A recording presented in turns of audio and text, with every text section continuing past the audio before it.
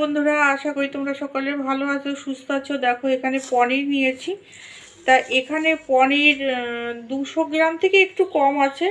তা এই পনির দিয়ে খুব সুন্দর একটা রেসিপি আমি তোমাদের সাথে শেয়ার করব। আশা করছি কখনো তোমরা এই রেসিপিটা দেখোনি। তা পুরো রেসিপিটা দেখতে থাকো, ভালো লাগবে তোমাদের। আর ভালো লাগলে তোমরা অবশ্যই বাড়িতে তৈরি করো আর তোমাদের আত্মীয় স্বজন বন্ধু বান্ধবীদের সাথে শেয়ার করো। আর নতুন বন্ধু হলে অবশ্যই আমার পরিবারের থেকে যেও। তাহলে শুরু করি রান্নাটা।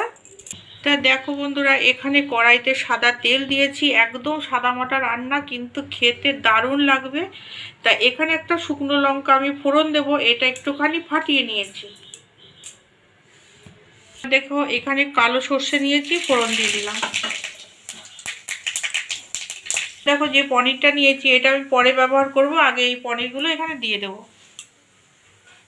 একদম হালকা করে একটুখানি ভেজে নেব।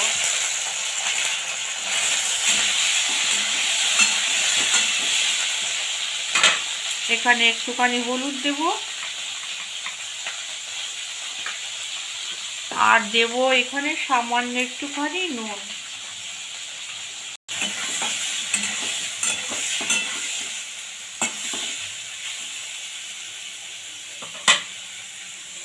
এখানে দেখো তেঁতুল গরম জলে দিয়ে রেখেছি, এবার এটা একটা কাপ তৈরি করে নেব। তা দেখো তোমরা এখানে সুন্দর একটা হালকা কালার এসে গেছে দেখো। তা এই পনিরটা রেডি। আর কি সফট তোমরা দেখো, এই দেখো কি সফট, এটা একদম টাটকা পনির নিয়েছি।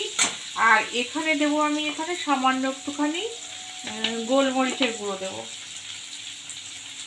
আসলে এই রান্নাটা ঝাল মিষ্টি টক হবে, এখানে একটু গোলমরিচের গুঁড়ো দিয়ে দিলাম।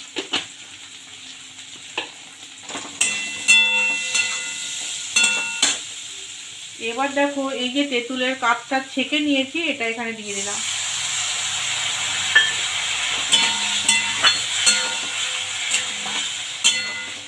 কালারটা দেখো কি দারুণ হয়েছে। এখানে সামান্য একটুখানি জল দেবো, একদম সামান্য, একদম শর্টে রান্না, কিন্তু খেতে দারুণ লাগবে। এবার এখানে স্বাদ মতো আমি চিনি দিয়ে দেবো।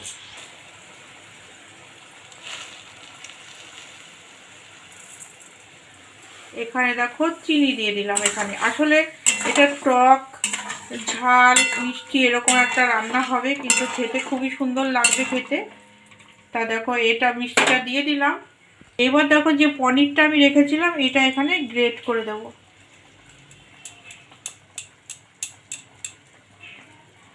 দেখো রান্নাটা প্রায় রেডি। একটুখানি ঝোলটা শুকিয়ে একটু গাঢ় গাঢ় হবে, তাহলে হয়ে যাবে।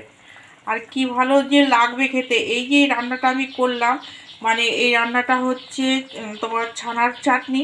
এটা মানে পরোটা দিয়ে খুবই ভালো লাগবে খেতে। এছাড়া ভাত রুটি যেটা বলো তোমরা, পোলাও টোলাও দিয়েও খেতে খুব ভালো লাগবে।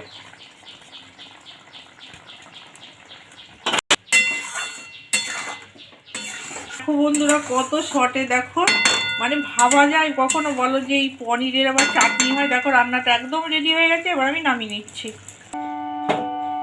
আর দেখো ছানাগুলো কিন্তু একদম গোটা গোটাই রয়েছে, সুন্দর লাগছে দেখতে। এটা ঠান্ডা হলে যে মানে যে কোনো রেসিপির সাথে তোমরা এটা পরিবেশন করতে পারো, দারুণ লাগবে খেতে। দেখো বন্ধুরা কত সহজে আর অল্প উপকরণ দিয়ে এত সুন্দর একটা রেসিপি হয়ে গেল। আশা করছি তোমাদের সকলের ভালো লেগেছে।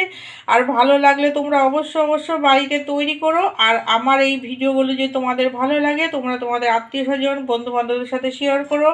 আজকে মতো তাই রাখছি। তোমরা সবাই ভালো থেকো, সুস্থ থেকো, এইভাবে আমার পাশে থেকো। টাটা।